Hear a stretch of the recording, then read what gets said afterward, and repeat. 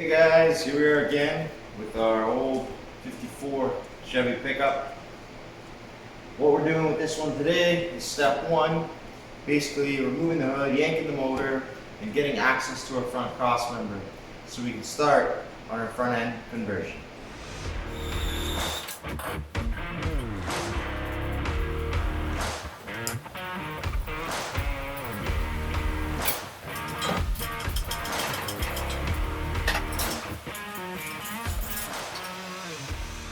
Next thing I want to do is show you guys what comes in the boxes and what's all involved in the kits. I've taken a whole bunch of stuff apart out of the boxes to show you. Basically upper and lower control arms, spindle, top of the top half where the spring sits, the cross member, steering rack with the steering shaft, fixed one. Those are the sway bar and bushings with the hardware. Rotors of your choice. We got some fancy ones here. Calipers, perches for the springs, which are here. Also got some shocks in the box, and all hardware as well. All the bearings and the seals for the brakes, steel braided brake lines, and lastly some engine mount stuff here and some brackets so we can hang this motor back on all the new stuff. As you can see behind me, the motor is out and we have a lot more room to work here. I'm not quite sure if you needed to actually remove the motor to do the front end conversion, but because we're refreshing the motor, gonna get it all rebuilt, so obviously it's got to come out anyways. Might as well go ahead and do that if you're going to be doing the same thing to make your life easier. Look at the space we have.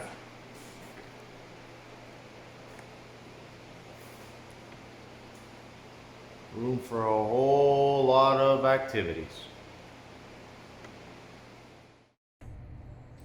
What you're going to want to do first is mark your vertical center. Pick a spot that looks good to your hub and mark it on your frame. Make sure it's the same on both sides. Okay, you've already marked your vertical center for the hub. Now you can go ahead and remove everything. How I've done that is I've just cut with the torches, or you could sit there with a grinder and just cut all those big, pressed in rivets.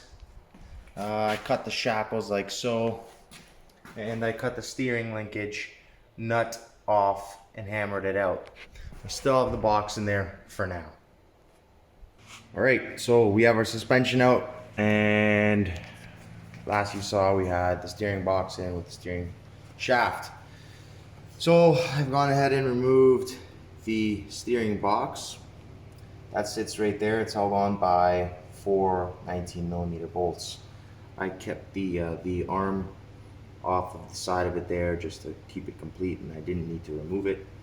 To remove the whole box, you're going to also want to remove the 4 bolts that hold the steering box to the steering column, and then slide your shaft out of the steering column once you go ahead and disassemble your steering wheel. Now, I've also gone ahead and made a template for the steel that we're going to be adding. We're going to be adding steel on the inside of the frame here. You see it's a C-channel. We don't want to keep it a C-channel. We want to box it in. Now they say to run at least 18 inches total, with your vertical center being the center. I've gone ahead and upgraded it to a 24-inch piece, and usually 1/8 steel will suffice, but I've again upgraded a little bit and gone with a 3/16 piece of steel. It's a little bit more money than a 1/8 thickness, but I think its benefits are worth it. So I've gone ahead and built a template here. Let me turn on my light. Gone ahead and built a template here. I cut the piece on the inside. This was just so I could trace it from the outside. It's hard to hold and videotape, but anyhow, you get the point. Obviously it's not going on the outside, it's going on the inside, but it was a little difficult to trace anything on the inside because the step on the lower part of the frame. So I went ahead and did that on the outside, and then I built my piece here, which is going to sit inside, just like that. So now what I'm going to go ahead and do is clean up the areas that I'm going to be welding and get ready to weld that together. Another thing I actually forgot to mention is I cut a little bit of the tubs out of the wheel wells there, because you won't be able to fit your tops unless you cut them. Now I'm going to be notching these a little bit on the corners, and that's what you have to do on the kit. But anyhow, in order to get this guy in there, you need to trim your wheel wells a little bit as well. Okay, well, there's the finished product of the frame blocking. All right, same with this side. As you can see, I've cut the wheel wells a bit as well. And we are ready to begin on the cross members. Well guys, I actually do want to take a second and apologize, because I took a video on doing the cross member and leveling it out and getting it into more detail on that, but I must have deleted it by accident. So where we are now is I've installed the cross member. Okay, now it comes higher, but you have to notch it. You have to notch it for your ride height. Okay, there is a formula. It should be included in your kit, so you have instructions to find your ride height using tire size, so on and so forth. And then you have to notch your cross member. Now you wanna, remember we found our vertical center, left and right. And then you wanna find your horizontal center, which is up and down. And you wanna weld your spring top. Now, these bolts here are just temporary, as they didn't come in the kit. That's just a T-bolt. Anyway, it's a bit of a special bolt, but it didn't come in the kit, so that's why you see that there. But I've welded the cross member. I mean, just tacked it up rather, not welded. And then installed my suspension. So basically you have to take the lower control arm and make it level. Okay. Put your spindle on and do a quick couple calculations on height up and down of your spring top there, which is this piece. And once you get the height correct, which you have to do accordingly to run a couple different measurements from left to right, because you want your caster angle to be within spec. But once you get that notched top and bottom where you want that, then you have to see how deep you are going to put it in your frame. And well, you do that by putting a level here on the spindle until it shows 0. So until your camber is 0. And that's with these bolts in the center of the slots. So you want your spindle to be square, essentially, with that in the middle. And then you scribe a couple marks on your spring top there and notch it to saddle the frame. And mock everything up, tack it all up. That's what I did. And then this kit is got a coilover adjustable suspension, which is really nice actually. So you want to assemble that as well. I'm not putting the weight of the vehicle on this yet, as it's only just tacked up. So last thing I need is to rip off, you know, the top or something like that. Plus I'm waiting for the proper hardware. But I do apologize. I had it all, you know, a little bit more detailed for you, but it is also kind of challenging to fabricate and video what you're doing, because you kind of want to focus, you know, measure 15 times, cut once. All right, and that's what we have right now. So like I said, cross member is the next on the list. You're gonna run your lower control arm and build up from there. Don't worry about this, I didn't have this in there till the very end. But you're gonna go lower control arm, spindle, upper control arm with the spring top. Make your marks and figure out where you're gonna have it. Now again, it'll be in your kit. It'll tell you, you know, 9 1/4 from the lower control arm on the front and 8 7/8 from the lower control arm on the rear. So you will have a lot of information to go off of.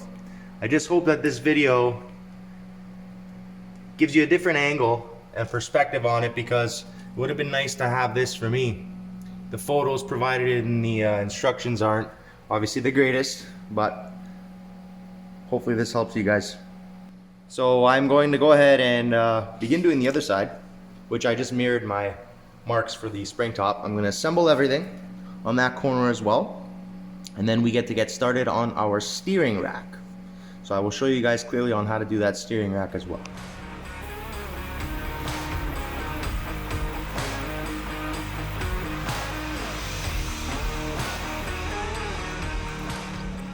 I don't know if you guys can see this, but this is the passenger side spring top.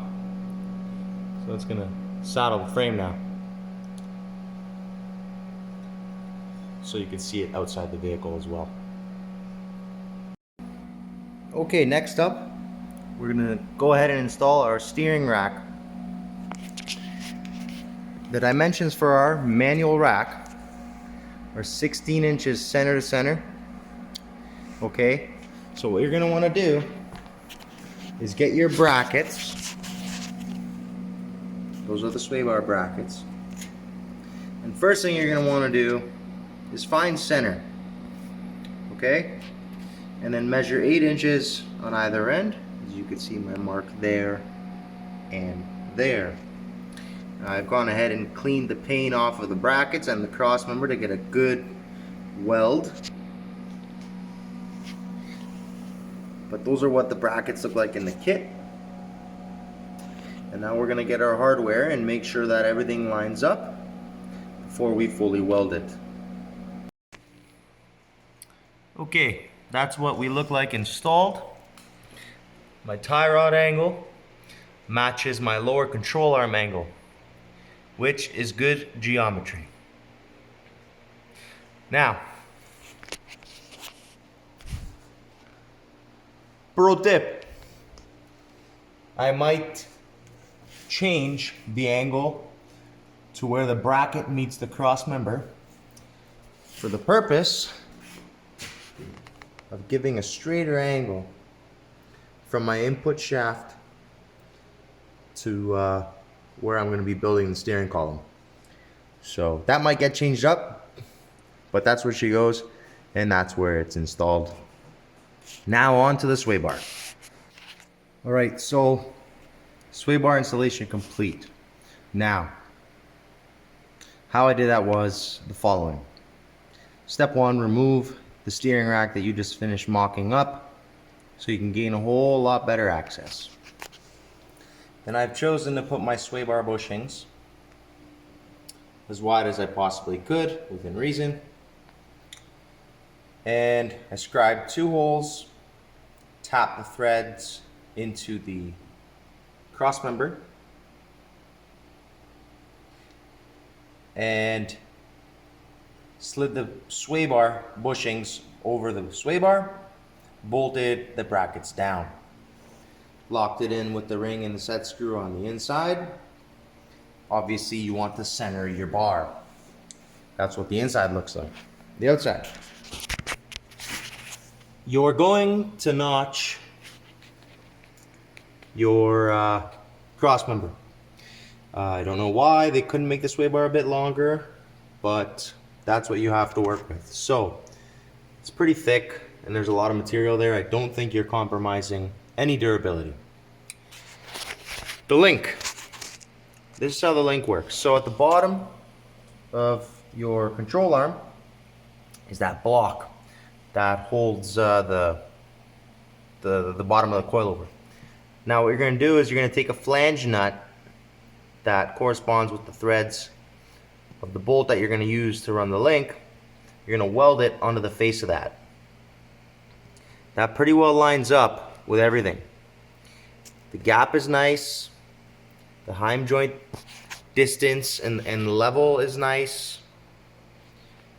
And it lines up quite nicely. So in the kit that they provided, it gives you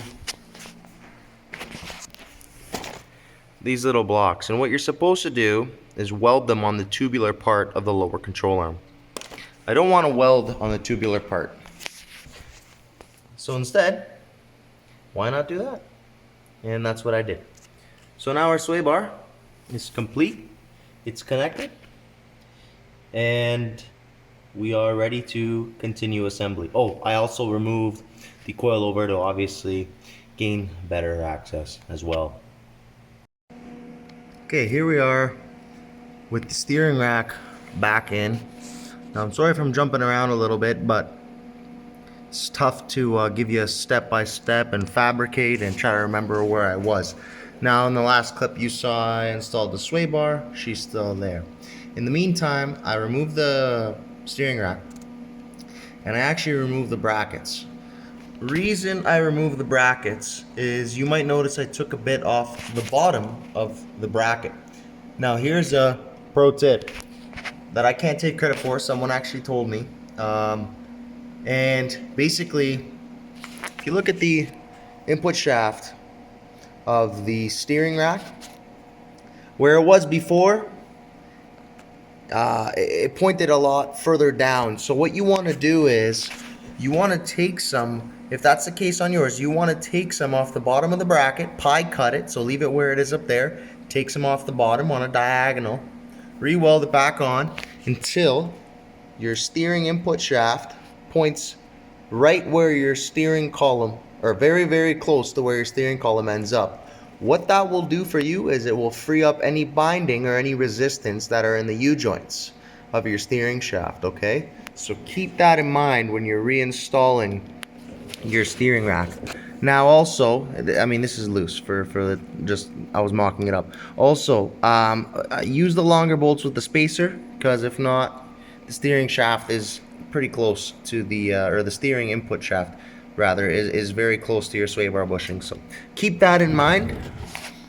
That was a good tip from someone who's done a couple of these, so keep that in mind.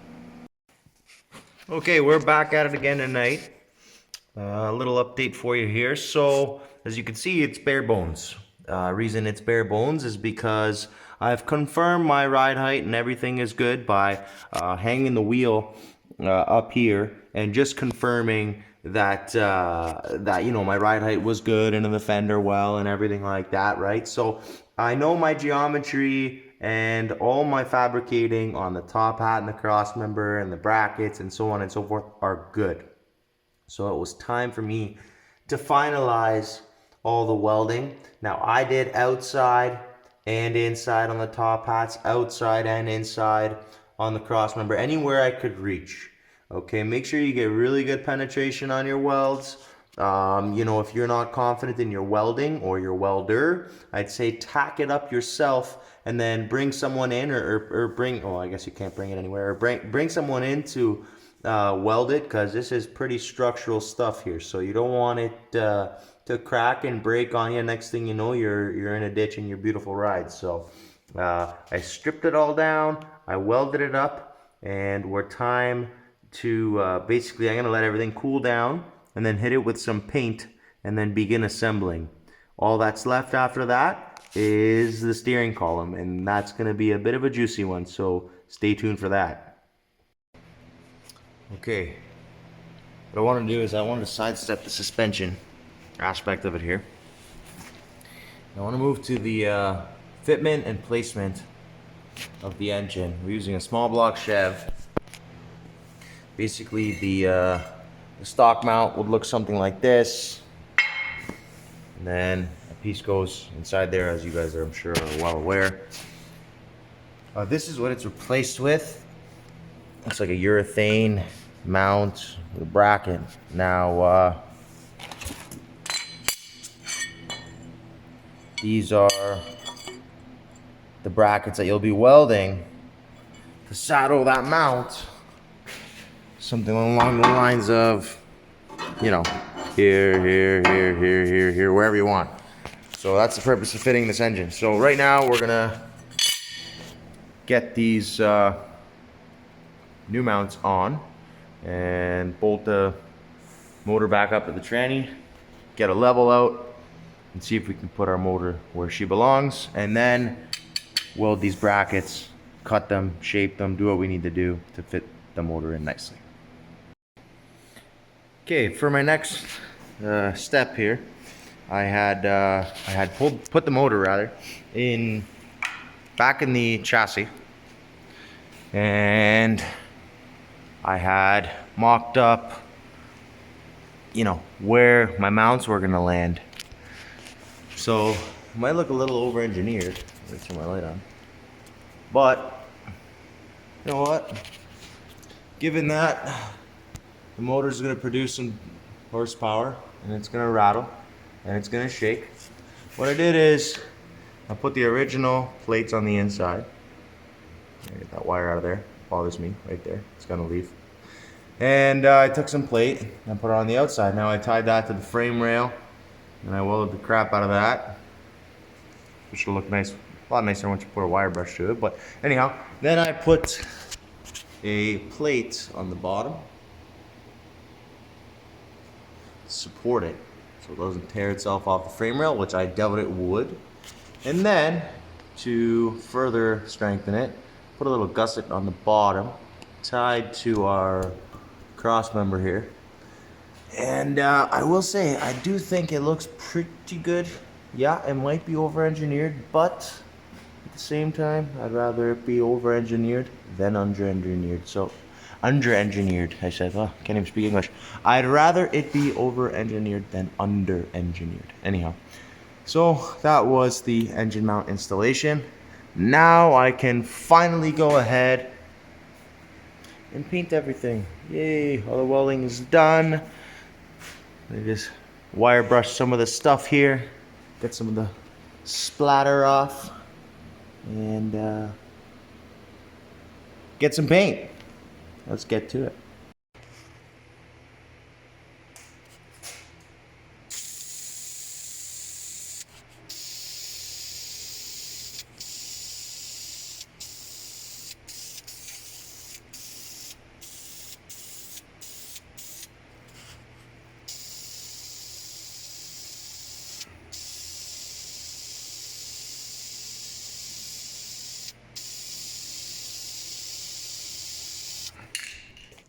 Okay guys, as you can see behind me, everything's all painted up.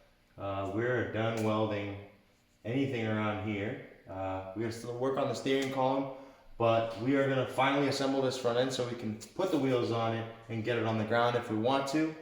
Hopefully this is the last time I have to put the front end together and take it apart. So that's gonna be the next step, is assemble the front end again. All right, front end is on, sway bar is on. Suspension all together. Next thing we want to do is assemble our bearings into our rotor and start building the brakes. Let's take it to the bench. Okay, so we're at the bench here. We got our rotor bearings here. So in the kit, you're gonna get a seal, inner and outer bearings. You should have handy some grease, maybe a packer, wheel bearing packer, unless you want to do it by hand, but this makes your life a lot easier. Bucket of grease if you want to put some on the inside here. I'm not gonna get into too much detail on how to do this. I mean, I'm sure if you're building your front end, you know how to pack the bearings here. So I am going to speed through it in the video and get back to assembling the front end. Fortunately enough, we're actually lucky to have the outer race already into the rotor, so that makes life a little bit easier. Don't go ahead and just drop this in just yet. We gotta pack the bearing first. That was just a test to see fitment.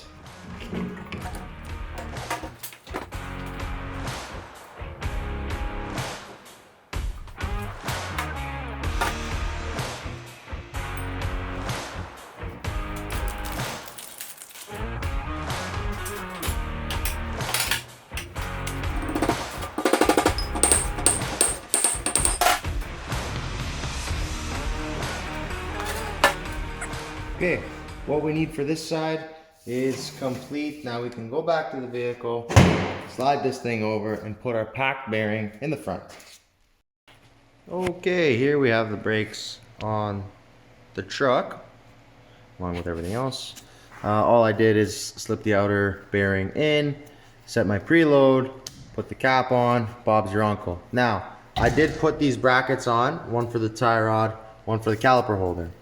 It's going to be tough to show you on this side, so I'm going to show you on this side. So, this is your caliper bracket. I'm not sure, maybe your kit has a different way of doing it, but I'm just showing you how it was done for me. There's the tie rod. Now, I'm just a little bit concerned because when I put the steering rack back in, those tie rod angles aren't going to be so good. So this may or may not be correct, but I couldn't find any other way to install it. That's what it looks like. You use the bolts. There's the light. Top, bottom. You pass the middle bolt using the tie rod bracket part there, and that's what she looks like. So I'm gonna go ahead and throw this side brake on, and I'm gonna quickly put the steering rack on and just confirm that this is where it should be, because it's a little bit of a silly angle, but I don't see where else you could put it, so I will keep you updated on the next clip. Okay, well, I actually stand corrected. Those tie rod angles aren't too bad. I would have liked for them to be square with the control arm, just for suspension geometry, but it's really not bad at all. I doubt it's going to be noticeable from the driver's seat. So now I've actually began.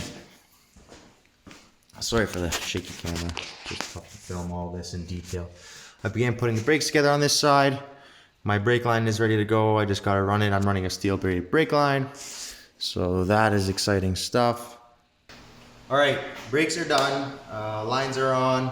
I'm gonna bleed it after this. But the next step is assembling and customizing our steering column and fabricating it so our steering shaft is accommodating our steering rack. So this was the factory steering column. Installed, I measured it where I wanted it out from the firewall, and I cut it, okay? And what I did was, as you can see here, that's an outer race of a bearing, like so. Stick that on there and weld it, okay? Purpose of that, so I'm going to slide the inner part, the actual bearing, in here with the shaft coming through. So that supports the bottom end, all right? That supports my shaft in the bottom end.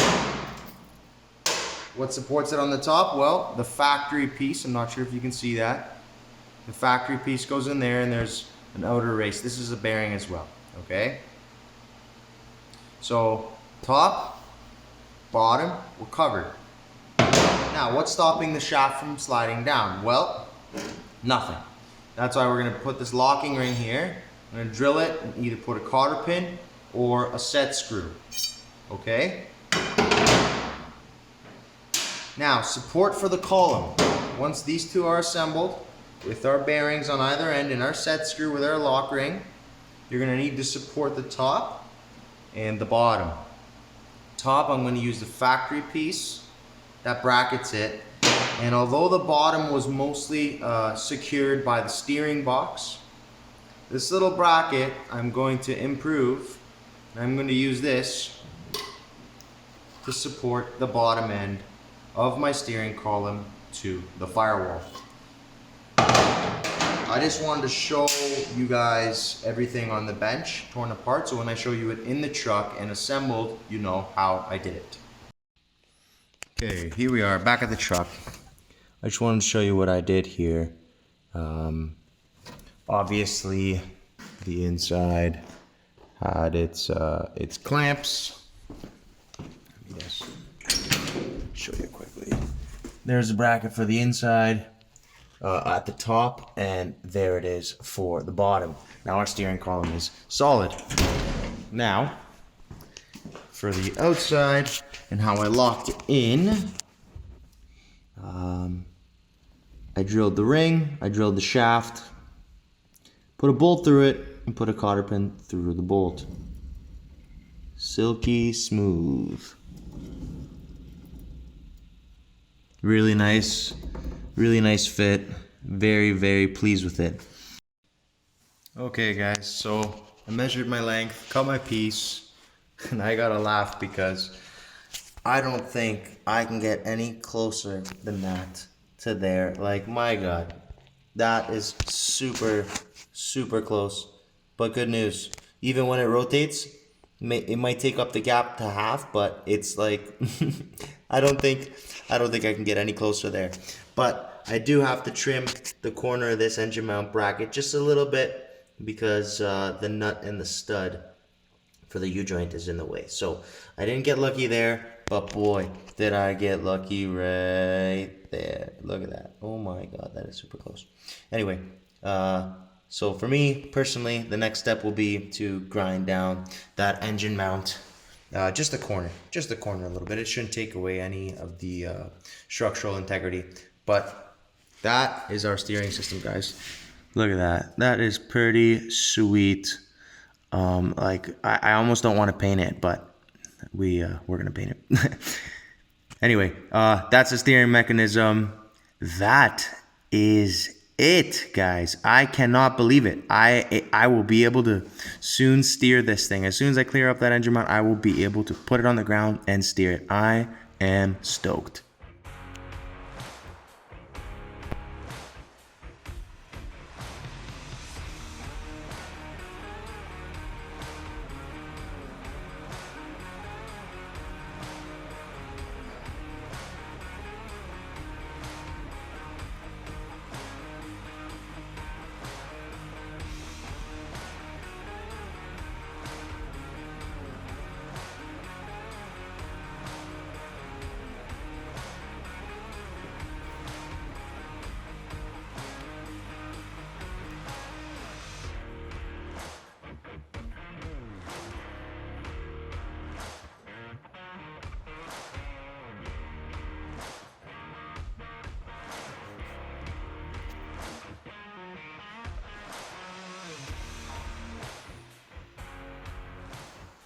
Well, you guys, as you can see, we are on the ground. She is on her own weight now. This is the first time I've been able to actually set it on the ground. The hoist is just there to not move on me, so if I do need to lift it, I could lift it quite easily, but it's on its own weight. I'm very, very happy with how everything turned out. We might need to adjust the corner height, but you know, we'll fine tune that when we get the weight of the motor in there as well.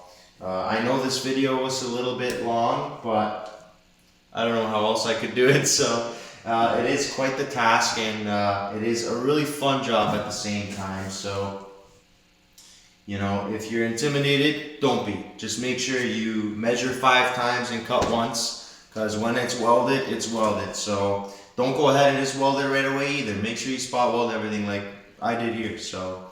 And again, this is a guide, you know, a 54 might be different than a 56, or, you know, this is for a GM, but the same can apply for a Ford pickup truck. The same concepts will apply. You're just going to have to fine tune it for your build yourself. So, again, Mustang 2 front end, independent conversion, this pretty much wraps it up, guys. Like, I'm kind of sad it's done, but this wraps up the front end install. So stay tuned, because I'm going to be sending the motor out to get rebuilt, bringing that back, and we're going to be dropping it in and doing an EFI conversion video for you guys as well. So I hope you learned something. I know it's going to be a long video, but hopefully you watch most of it, and when she's ready to rock, we'll be doing some full throttle therapy.